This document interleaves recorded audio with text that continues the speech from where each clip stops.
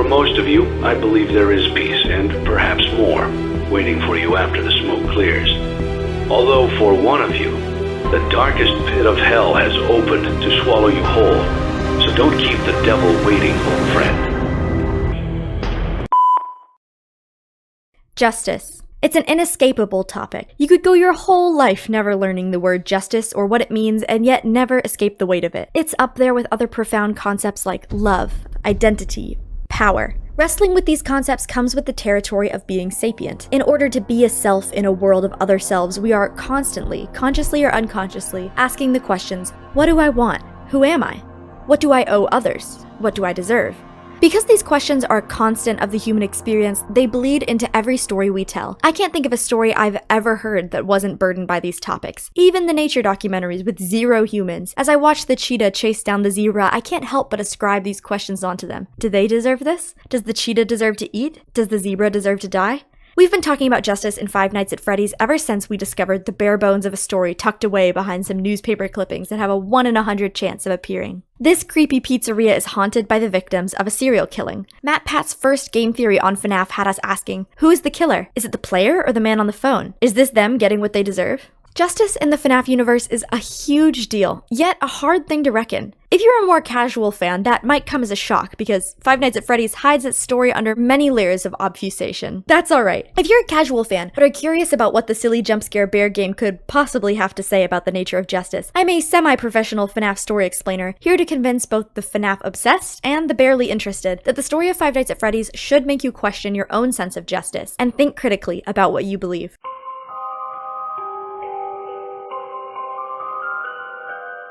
Let's clarify the word justice before I start throwing it all over the place. When we talk of justice, we usually use it in one of two contexts. Number one is distributive justice, or economic justice. This type of justice has to do with the fair distribution of resources, and often comes up in discussions about equality and human rights. Do people deserve to have food and water without any expectation of exchange?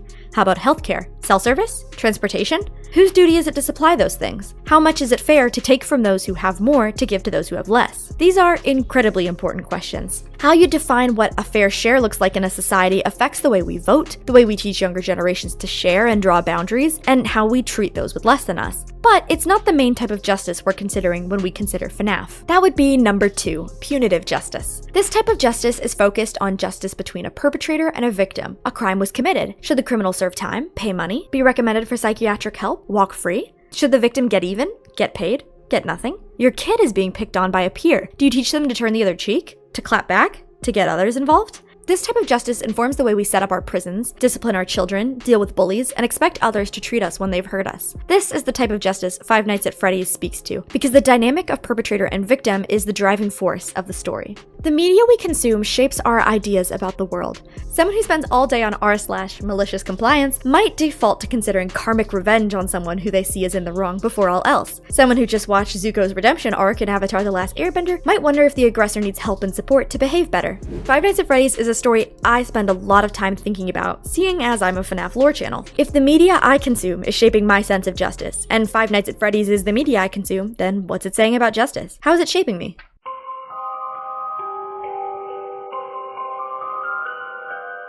The series is famous for its convoluted story as much as for its jump scares. Taking the example of Zuko's redemption arc, in Avatar: The Last Airbender, that story is straightforward. Someone who stayed awake and relatively attentive throughout the first 3 seasons could easily tell you the plot of the show. In fact, someone who only watched the intro sequence could as well. In a world where people are often born able to manipulate one of the 4 elements, the one special guy who can manipulate all 4 of them has to save the world from the fire people who are trying to create a global empire. Not so with Fnaf. Someone who didn't know to look for Easter eggs and hidden clues in very tricky places would not know the series had a plot until Fnaf 4, and would come away chock full of incorrect guesses about the story was until the final game of the series, the 6th main game, where the ending monologue would at least get them to put together the most basic arc of the story. One layer further, when we watch Zuko's redemption arc in Avatar: The Last Airbender, the directors use every storytelling method in the book to make it clear how we should feel about this development. The script, the visuals, the reaction of all the characters you already know how to feel about, the music, it all tells you this is Zuko's best moment. This is right. This This is what goodness looks like, when aggressors recognize they must change, when victims heal and get help, when forgiveness is waiting with open arms.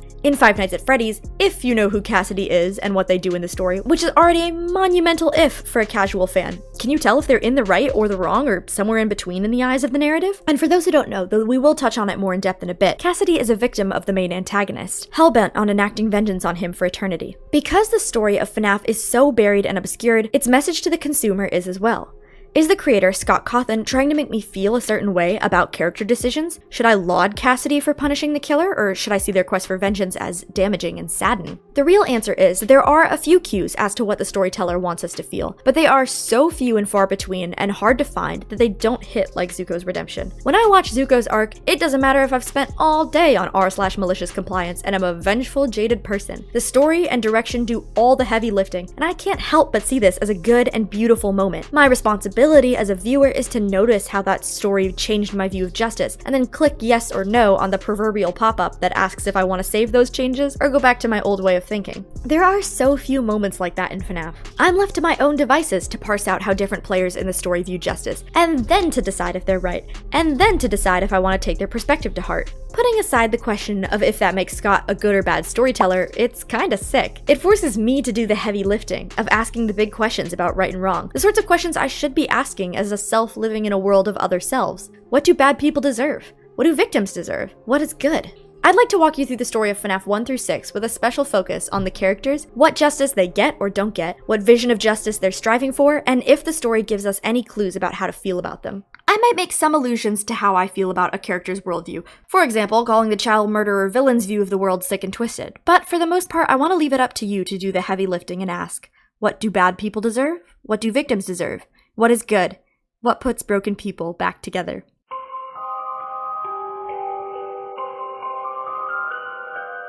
One final disclaimer before getting into it. As I've mentioned, Fnaf's story is intentionally tricky, and theorizing about even the most basic assumptions of the franchise being wrong is pretty common. Those very deep in the lore and theorizing community may have other ideas about some of these characters than I present. I'm presenting a widely accepted understanding of the story, and someone having a different idea about a character's motivations does not undermine the purpose of the video, to explore multiple views of justice, and to encourage contemplative media consumption. If you'd like to skip my summary of the story of Fnaf 1 through 6 and get right to the analysis, skip to the timestamp on screen. Let's begin at the beginning. In Five Nights at Freddy's 1, we play as a nighttime security guard at a Freddy Fazbear's Pizza. We are warned by the answering machine recordings the previous night guard has left for us that the animatronics behave oddly at night and may harm us. The player survives 5 nights and 1 night of overtime, during which it becomes apparent there is more going on than poor animatronic AI. Posters and images sometimes change to disturbing images. The animatronics might suddenly stare straight into the camera with eyes darkened, and the words "It's me" are repeated by the animatronics and the changing signs around the building. The explanation for these bizarre occurrences is tucked away on 4 newspaper clippings that have a 1 in 100 chance to replace a poster. In 1985, at the height of the company's popularity, 5 children were killed by someone dressed as a company mascot. At least 2 were lured away while in the restaurant to the cameraless back room. These 5 kids' bodies were never found because they were stuffed into the animatronics. The supernatural occurrences in the building and the danger of the animatronics is due to the spirits of the dead kids haunting the restaurant. Many games down the line, we will learn the kids' names. Gabriel haunts Freddy, Fritz haunts Foxy, Jeremy haunts Buunny, Susie haunts Chica, and Cassidy haunts the secret 5th character, a golden-colored bear character that has been retired from the animatronic cast, called Fredbear. Five Nights at Freddy's 2 takes place 2 years after the killings described in the newspaper clippings, at a Freddy Fazbear's Pizza trying to recover from the horrible publicity of the 5 murders. When the player dies, they have a chance to be taken to one of several 8-bit minigames that reveal the killer is still on the loose, working as the daytime security guard. He is still killing using the same MO, dressing as a company mascot, and we are introduced to another very important victim of his, a girl named Charlotte, or Charlie. Unlike the others, the killer killed Charlie without the suit, a crime of opportunity when he drove by and saw her locked out of the restaurant. She haunts the Marionette, a puppet animatronic that hands out prizes in the restaurant and has a sophisticated security program. Here, I'll diverge from the release order of the games for clarity's sake, skipping Fnaf 3 for a moment. Fnaf 4 and the 5th game, Sister Location, move the narrative focus in on the killer and his family. It's revealed that the killer is a man named William Afton. Not just a man, the co-owner of the whole company. He's successful and affluent, but behind closed doors, his 3 children bear the burden of his neglectful and abusive parenting. Mike, his adolescent oldest child, is responsible for his younger brother Dave. Dave is extremely fearful and emotionally unstable due to their troubled home life, and his fear of the restaurant his father owns. He is the subject of much bullying at the hands of Mike. Mike's pranks against Dave escalate until he gets the inspired idea to shove Dave's head into the mouth of an animatronic on stage. The animatronic's mechanical jaws clamp shut, and Dave dies soon after due to his injuries. William Afton's other child, Elizabeth, also dies young. Her death is more explicitly a result of Afton's violent, secret tendencies and neglectful parenting. William opens a second company starring a whole cast of new characters designed specifically to do his dirty work, luring unsuspecting children to isolated areas and kidnapping them. At the debut of this new company's pizzeria, William's daughter, Elizabeth, ends up alone with one of these animatronics because of Afton's neglect and becomes their first victim. She possesses the lead character of this new cast, Circus Baby. The only remaining child of Afton is Mike, the oldest son who got his younger brother killed. Mike is conscripted into Afton's services and sent to work for the secondary company and encounter the animatronic who his little sister possesses, as well as the whole cast of child snatchers. Elizabeth's soul is conflated with the AI of the Circus Baby animatronic and trapped in an underground facility when not in use. She and the other children are sent out to kill kids, then locked away and subjected to electric shocks to pacify the trapped souls. This has turned Baby into a calculated and manipulative villain. They trick Mike, shoving their combined metal skeletons, AI, and hauntedness literally into his body to sneak out of the facility, a process that obviously should have killed him, but he's unable to die because this new Mike metal amalgamation is packed to the max with supernatural energy. The fused, escapee animatronics eventually wear his body thin and flee it because it's no longer a useful disguise. Mike regains his autonomy and understands now the depths of his father's sick, twisted depravity. He must try to stop him and set the victims free. Fnaf 3 reveals that Mike actually didn't stop his father. Instead, William's own hubris and the spirits of the original 5 victims were responsible for his first, but not his ultimate downfall. William foolishly returns to the scene of his original crimes, and very similarly to Mike, gets his insides brutally injected with the metal endoskeleton of the same character whose visage he used to lure the victims to their death. But like Mike and the other victims, it's not Afton's end either. His body and soul remain trapped in the animatronic Spring Buunny, sealed behind a false wall. Years have passed, and the Spring Buunny has been unearthed by a haunted house attraction that's playing on the old rumors of the Fazbear killings. Mike comes to this horror attraction, still looking for his father to make things right, and attempts to burn the place to the ground with the husk of William still inside, but William manages to escape. Fnaf 6, Pizzeria Simulator, introduces the final character of this story, Henry. Henry and William co-owned Fazbear together, and Charlie, the girl who possesses the marionette, was his daughter. Henry opens one final Freddy Fazbear's Pizza and hires Mike to manage the restaurant. Using the technological genius with which he developed the original animatronics so many years ago, he lures every character to this final restaurant, the murdered children, Elizabeth, Charlie, and Afton himself. Once everyone is in and the last guest has left, he seals every entrance and burns everyone inside, himself and Mike included. The narrative ends off with a game called Ultimate Custom Night, where we play as William Afton. The murder victim Cassidy from the original murders, who's implied to have been killed the most brutally, has intercepted Afton's soul and mind, unwilling to leave his eternal punishment in the hands of any god or force of nature. Cassidy terrorizes Afton's soul with the experience of dying to the animatronics over and over again, forever. At the end, it remains uncertain if Cassidy ever lets go of their vengeance to find rest for their own soul or truly punishes Afton to the end of time.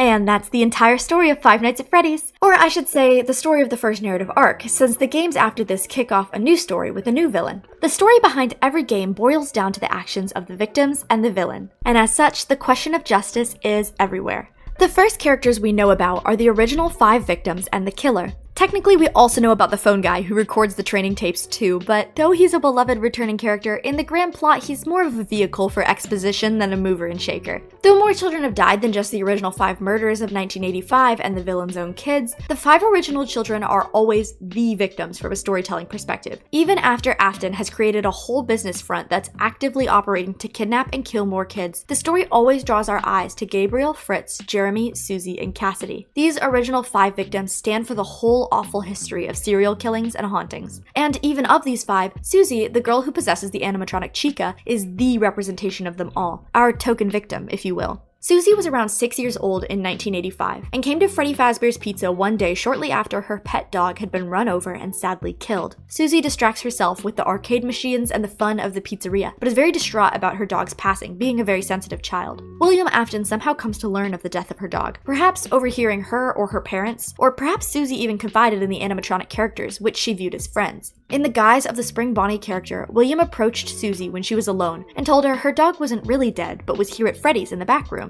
He took her hand and led her to the cameraless back room where he killed her and hid her body in the Chica animatronic. Susie encapsulates the qualities of all of Afton's victims: a young, helpless, innocent child, a child vulnerable and easy to trick, likely a child whose parents are struggling or inattentive, who aren't being carefully watched by the adults in their lives. Susie, like most of the children Afton killed, never gets a chance in the story to offer her perspective on justice. We're never privy to how she really feels about her death or her killer, and therefore we don't know what version of justice seems right in her eyes. This is because for a large portion of the story, she doesn't act knowingly, so it's hard to guess her true motivations. But we see more of Susie in Coming Home, a story in a series of goosebump-like short stories called Fazbear Frights, as well as in the Five Nights at Freddy's movie. These other depictions paint Susie as not entirely aware of her situation. Like many ghosts in other stories, she fluctuates in her awareness of her death. Often she considers herself still a little girl, but since her soul is obviously bound at the Chica animatronic, she's forced to be at Freddy's all the time. In Coming Home especially, she wants to go home and becomes frustrated and angry because she's alone and bound by supernatural rules she doesn't understand.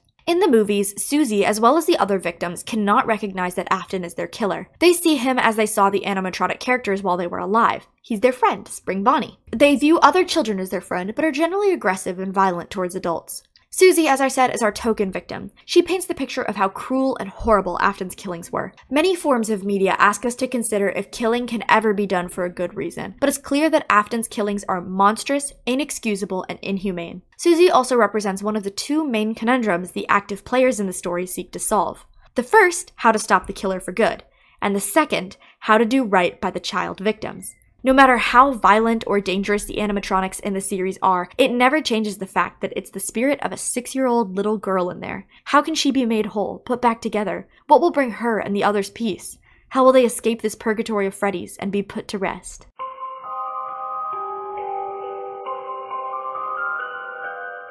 Enter two major spirits who have a lot to say about these questions: Cassidy and Charlie. Cassidy, if you'll remember, is one of the original 5 victims. It's worthwhile to note, Cassidy's name and gender are topics of uncertainty in the franchise. Many fans would replace Cassidy's name with Andrew, and others would argue that she is named Cassidy but is a boy. I'm going to stick with the name Cassidy and she/her pronouns. The characterization we're working through is the same whether it's Cassidy or Andrew or boy or girl. If you're interested in learning about the Cassidy-Andrew divide, there is no better fast track to landing right in the heart of the current Fnaf theorist community. Here are some videos on screen that could get you started. Cassidy is one of the original missing children of 1985, like Susie. Though we don't get information on her kidnapping and killing, Cassidy's anger against Afton is intense. Something about her death, or perhaps just her personality, fuels her with insatiable vengeance in a way the other victims are not. Charlie is the victim who possesses the marionette. She's the daughter of William's business partner, Henry. Both of these characters stood out as being unique, even when the story was in its infancy. Cassidy possesses the character who is arguably the franchise's most iconic character, Fredbear, or as we all know him, Golden Freddy. Golden Freddy was extremely mysterious and intriguing because of their rarity and especially spooky jump scare. The marionette also stood out as soon as they were introduced in FNAF 2, as much for their unique mechanic of being lulled to inaction by a music box as for their unique story. While every other victim of Afton seems to have been lured while he was in the Spring Bonnie costume, this child was killed by him in the flesh, outside of the restaurant, and their body was never hidden in an animatronic. Both Cassidy and Charlie get motive and characterization that their fellow victims do not. The others are under my protection.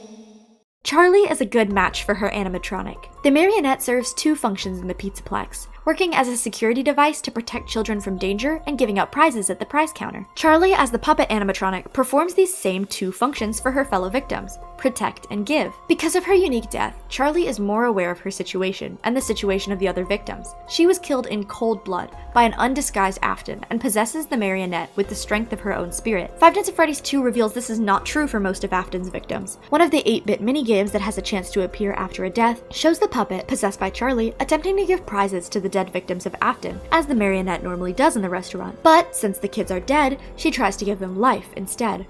Her attempt to give the victims life is how they came to possess their animatronics. This is, of course, a very poor outcome for the victims. We never get to see what would have happened to the kids if Charlie had never tried to help them. Perhaps they were always destined to be trapped spirits, and she helped them gain agency by haunting these anthropomorphic characters. Or perhaps she took with her the key to 5 deaths, dooming them all to decades of purgatory when they otherwise would have moved on. Mostly, the Fnaf community sees this minigame as a net negative for the victims. She dooms them all to a long string of suffering by this action. But the intention of the puppet is clarified to be good by the end of the story. And Charlie, who is herself a dead child, is understood to have the victim's best interests at heart, even though her actions fail. In the 6th game, her father calls out to her just before the end, saying, "My daughter, if you can hear me, I knew you would return as well. It's in your nature to protect the innocent. I'm sorry that on that day, the day you were shut out and left to die, no one was there to lift you up into their arms, the way you lifted others into yours. It's time to rest, for you, and for those you have carried in your arms." Charlie represents a victim-centered view of justice. She makes her attempts, like every character, to stop Afton, but her efforts only last as long as he is a barrier to making things right for the victims. What would make the world right in her eyes is the victims making peace with their death and being set free to pass on. In Five Nights at Freddy's 2, we witness her attempt to stop the player, who she perceives as threatening the children, as well as her tragic mistake of giving the victims false life. In Five Nights at Freddy's 3, we see her actively working many years later to set the spirits to rest. Charlie attempts to coordinate a series of improbable events to free the trapped souls in a minigame called Happiest Day. FNAF 3 takes place decades after the original murders. Charlie has remained steadfast in her pursuit all this time. In the 6th game, we hear her father say, "I should have known you wouldn't be content to disappear. Not my daughter." Implying Charlie could have found peace on her own, but has remained in this purgatory herself. "For those you have carried in your arms." Through it all, Charlie is focused on the victims. It's about keeping them from further harm, reversing the effects of evil done on them, setting them to rest. The stretch of time from the original murders to the finale in FNAF 6 is at least 30 years, and yet we never see her falter from her intent to save those with soul. This victim-centered justice is very much an approach considered in our modern discussions of criminal justice. This understanding of justice puts the restoration of victims above accountability for offenders. What's most important is that the victims are given dignity, support, and healing. Obviously, proponents of this view don't treat holding the perpetrator accountable flippantly. Ideally, we would have our cake and eat it too. But this view proposes society will be the healthiest and most good when our highest priority is restoring the victim instead of punishing the victimizer. Charlie has a little more insight to offer us on victim-centered justice, but in order to understand it, we first need to understand her foil in the story, Cassidy.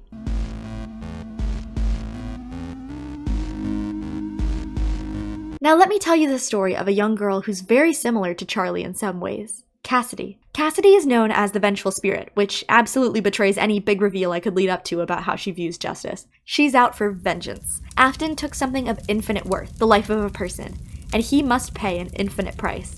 We don't know much of Cassidy's early story. She's a very mysterious character, who we only get a few clues on. In fact, you could easily play every game in the franchise and have no idea who she is. But it is implied that either her death was particularly brutal, or she has a disposition towards wrath, likely both. Cassidy's instrument of death was most likely the character she possesses, Fredbear. The Fredbear suit and the Spring Buunny suit worn by William Afton were retired models because of dangerous spring-lock technology. These two characters could be worn as suits and operated as animatronics. When the performer was done walking around inside, they could get out and release the mechanical parts being held back with spring locks to set the character to animatronic mode. William Afton seemed to have put Cassidy into the Fredbear spring lock suit and activated the animatronic mode. Cassidy would have been stabbed with mechanical parts and left to bleed out alone.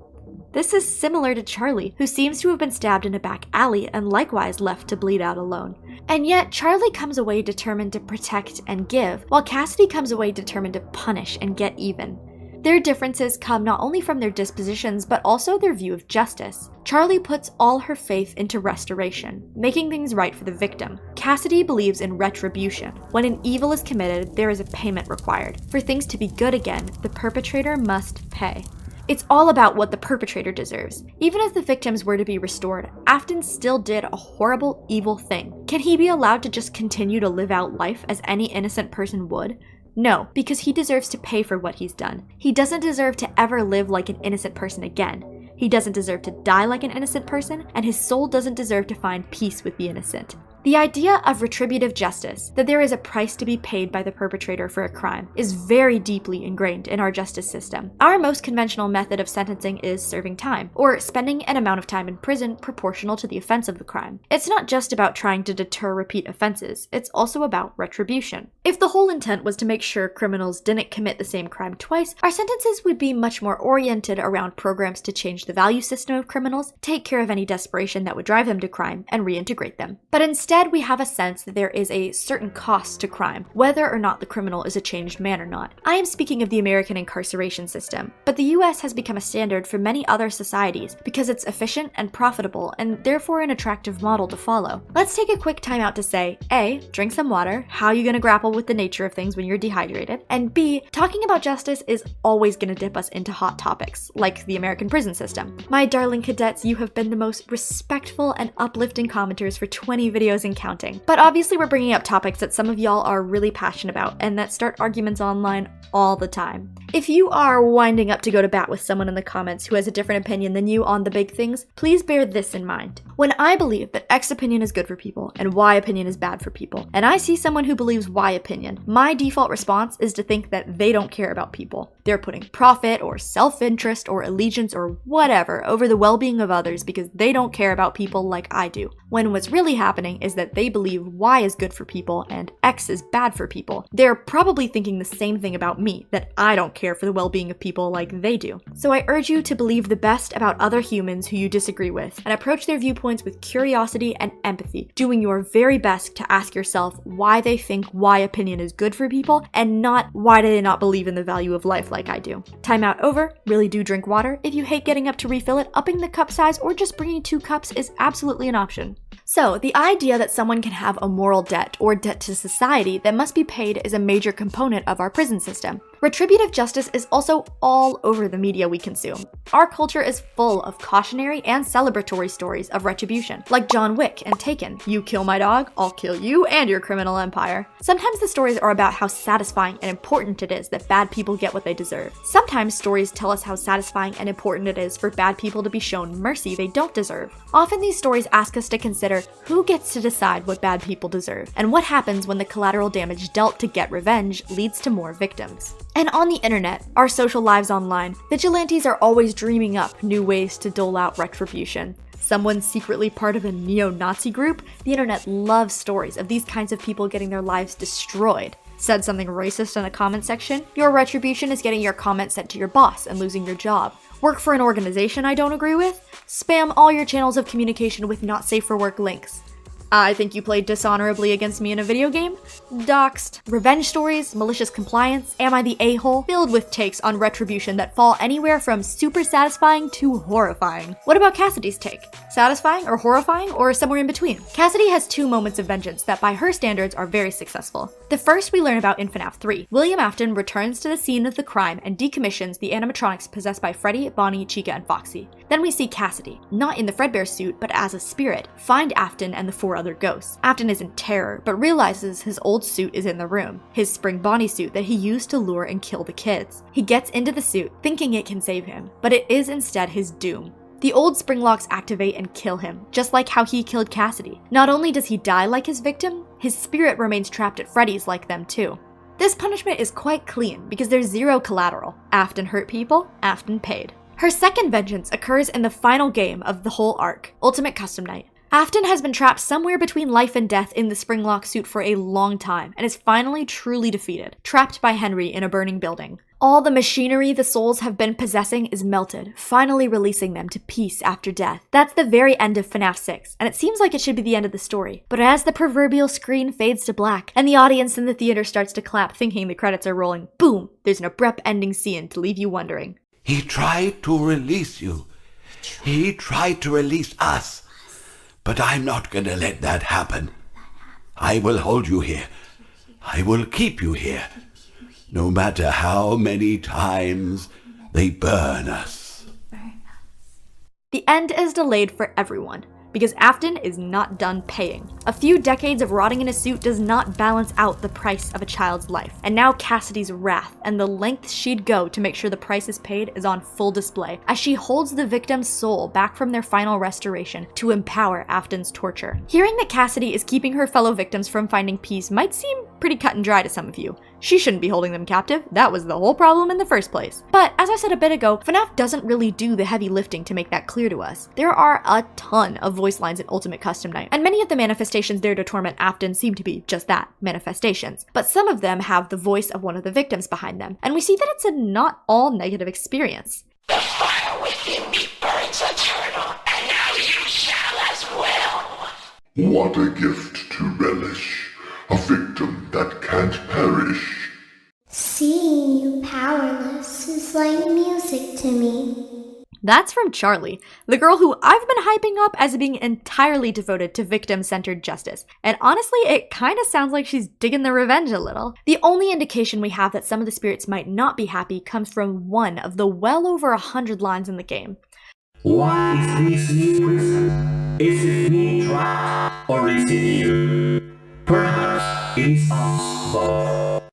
And from a dialogue box in a very secret Easter egg that reads, "Leave the demon to his demons. Rest your own soul. There's nothing else." Though the FNAF movie is not in the same universe as the games, we see there that the other victims besides the vengeful spirit also seem to kinda dig Afton's punishment. Honestly, it's not as cut and dry as revenge bad or revenge good. It sort of flip-flops between revenge goes hard and this falls a little short of the best outcome for the victims.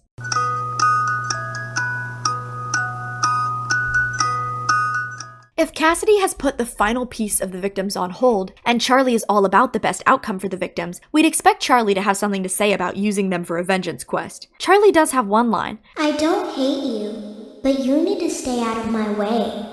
That is often interpreted as being directed towards Cassidy, essentially saying she doesn't bear Cassidy ill will for wanting vengeance against Afton, but Cassidy must let her complete the kids moving on. However, the lines in Ultimate Custom Night that are delivered after death are basically all said to Afton. While it is possible that this one line is an exception, and is something Afton merely heard while blacking out, waiting for the cycle to reset, it's equally likely this line is said to Afton. Either way, Charlie's attitude is remarkable. No matter which way you spin it, she is addressing someone who's getting in the way of her life's work of over 30 years to care for the victims. She's set aside her own resolution that whole time to pursue justice, and at the last moment, it is ripped away from her.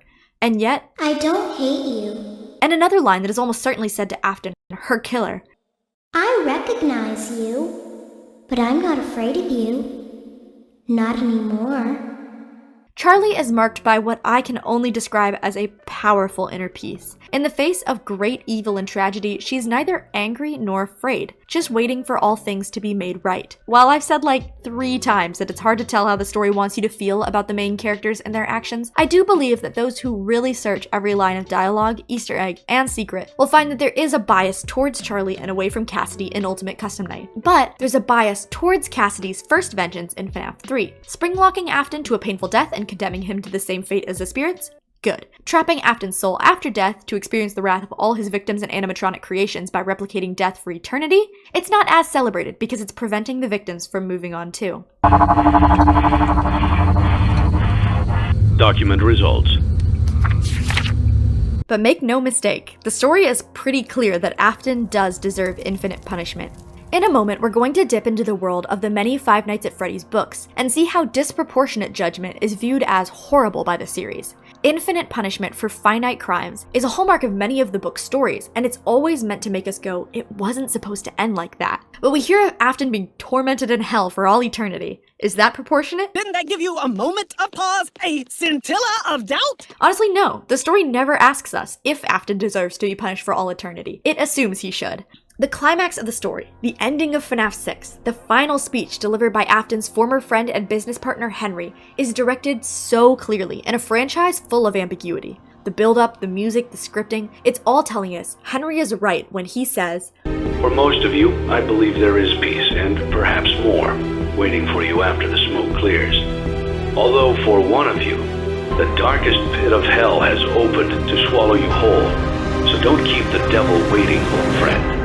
I'm I'm not gonna pretend like it's controversial to say serial child murderers deserve hell, literally or metaphorically, or that human life, especially the life of a child, is valuable. But I am going to note that Fnaf suggests that there are some crimes for which infinite punishment is called for. The loss of innocence, the loss of everything to so many people.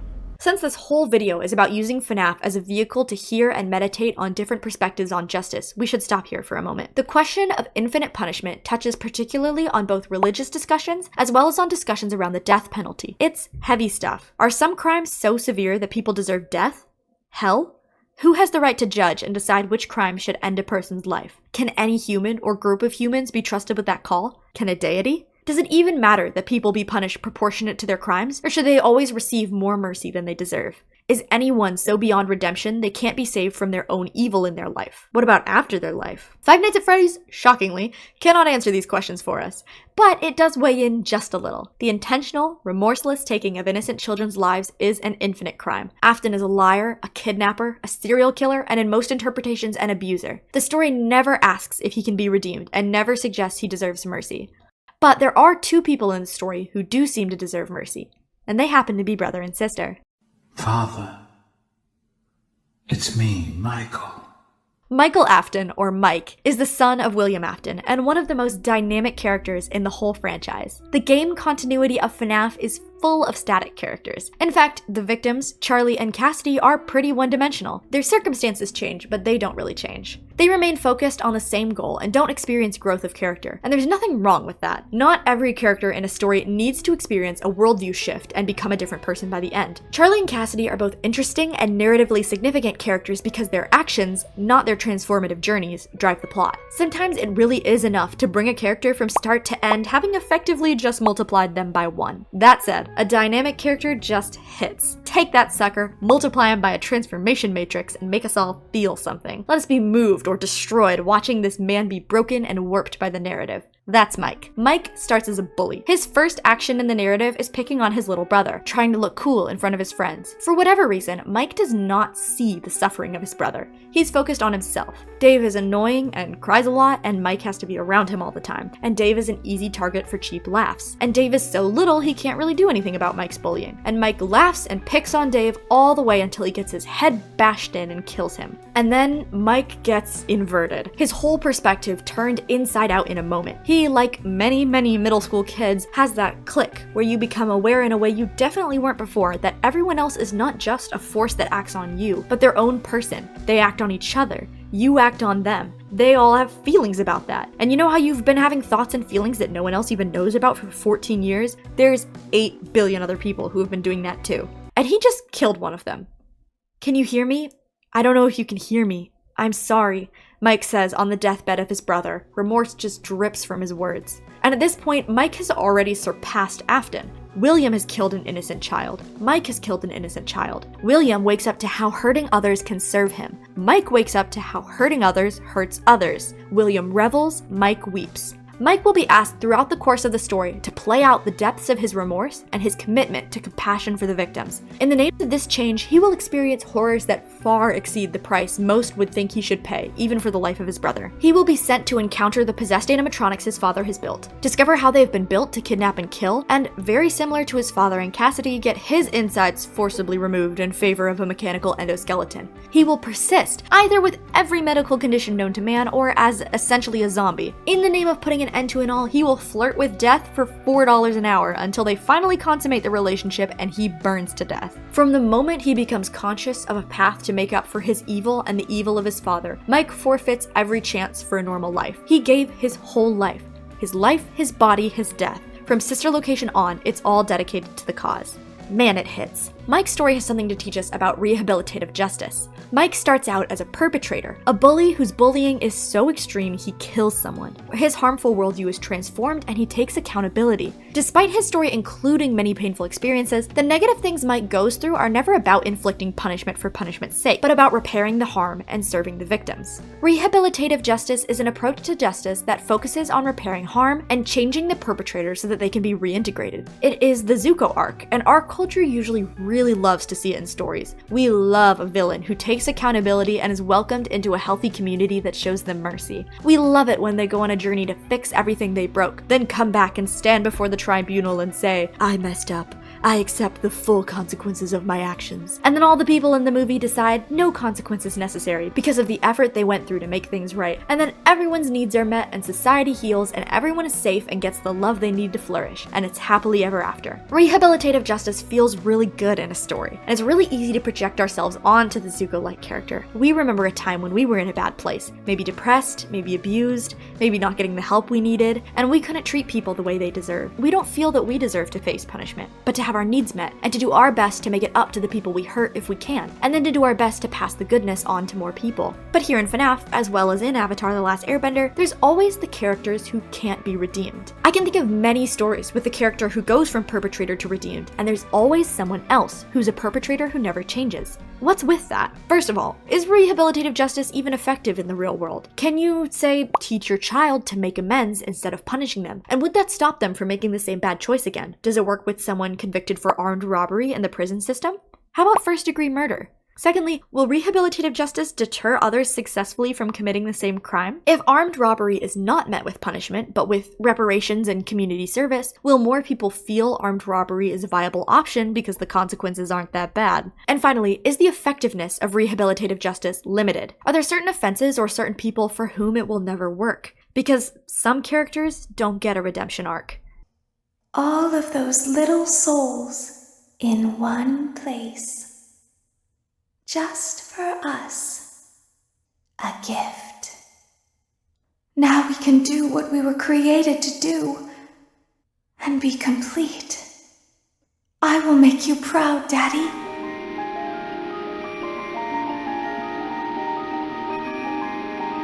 Afton isn't the only character in Fnaf who never gets a redemptive arc. Elizabeth, his daughter, is going to pose us with our most difficult questions yet. Elizabeth fell victim to one of Afton's kidnapping robot creations, Circus Baby. Don't tell Daddy that I'm here. I wanted to watch your show too. I don't know why he won't let me come see you. You're wonderful. Where did the other children go? Something happened when there was one. A little girl, standing by herself. I was no longer myself.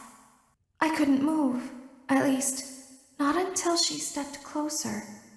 There was screaming for a moment, but only for a moment. Why did that happen? Elizabeth, as you can hear from her voice, is a young child when she possesses Baby. Very consistently across the franchise, spirits don't age. This is important to note because, as you can probably tell from the first audio clip played, Elizabeth becomes a villain. In the 5th game, Sister Location, Circus Baby manipulates Mike and tricks him into forfeiting his body so she and the other animatronics can escape. In the 6th game, the finale, she speaks like someone indoctrinated into a cult. She's fully on board for Afton's cause. Up until it's revealed that she has been tricked, she gleefully gloats that all the children's souls are gathered like sacrificial lambs for Afton's cause. And that's her final word.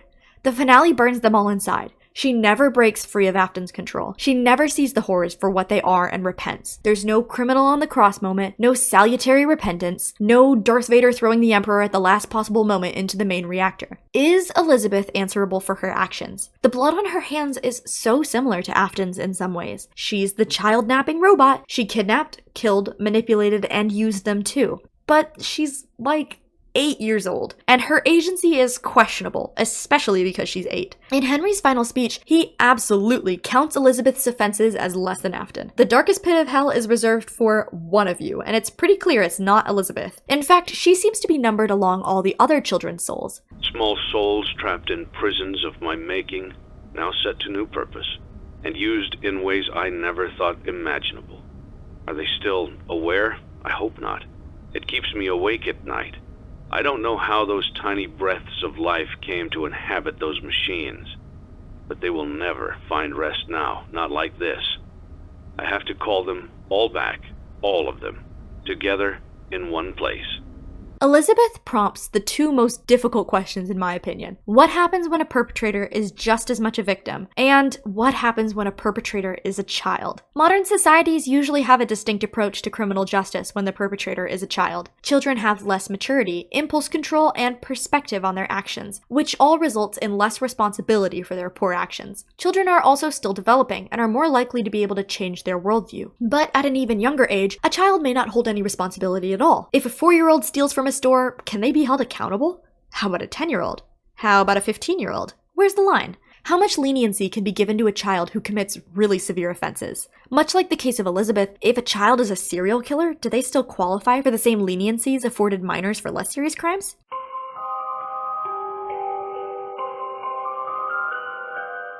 We have dipped our hands in as many deep questions as I can handle in a video, so let's wind down the discussion of the Five Nights at Freddy's franchise apart from the games. Fnaf is an empire at this point. Novels, graphic novels, Goosebumps, Choose Your Own Adventure, mainline games, spin-off games, officially sponsored fan games, merch, and movies. Particularly, there's a lot of Fnaf books.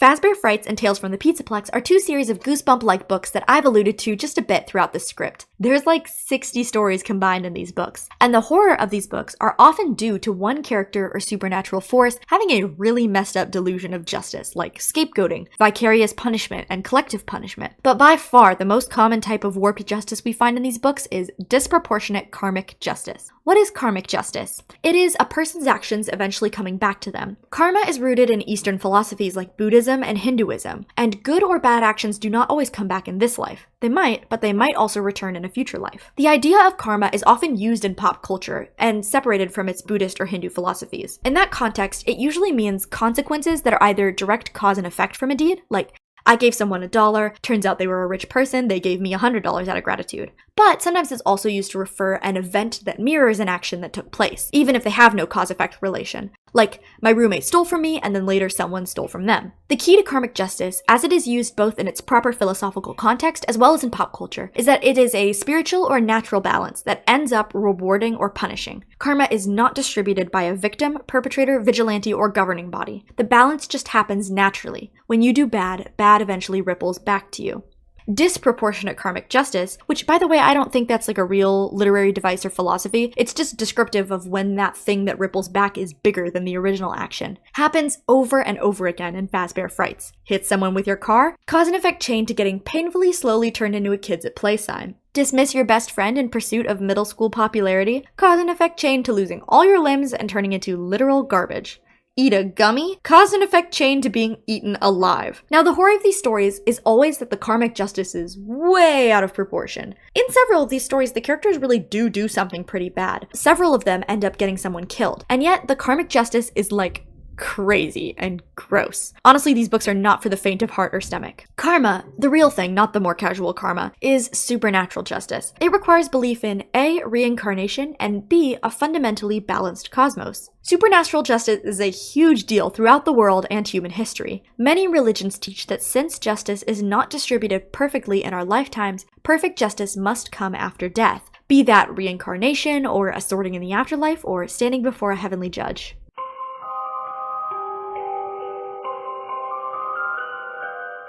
And now, not only are you an expert on Fnaf lore, but you're also buckling under the weight of the inscrutable concept of justice. You don't have an answer to every question posed in this video? You don't know how to reform a judicial system, let alone bring up a child in goodness, let alone how to treat your neighbor or yourself? My honest recommendation is to make yourself a bowl of pasta, and then go out in the world and deepen relationships with people you love and respect. Your answer to difficult questions cannot come immediately, and you must not find them alone. Form your opinions over the long length of your whole life. Let them be shaped by your experience, your research, and the wisdom of others. And under no circumstances should you ever try to tackle the weight of the world hungry, dehydrated, or alone. I'm so grateful to all of you for watching and engaging with this video. I have been Candy Bunny, and I have candy all day. Candy, candy, candy.